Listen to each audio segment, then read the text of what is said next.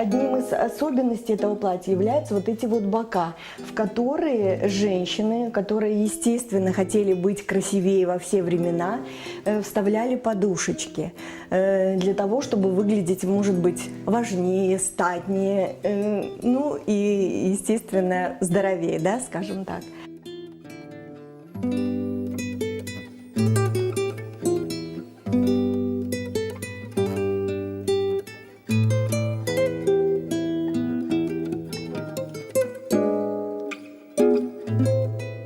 Если женщина не хотела, чтобы выглядеть именно так, как она выглядела с этими подушечками, то она могла убрать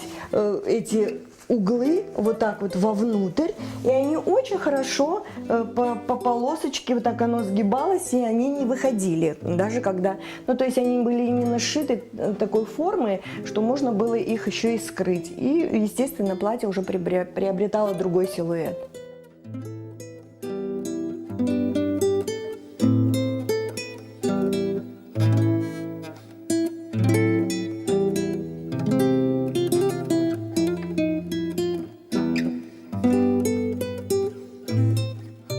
Я решила, что не будем мы прятать это платье, пусть оно висит, и люди видят, каким образом крымские татары 100 лет назад использовали эти платья и шили их, и носили.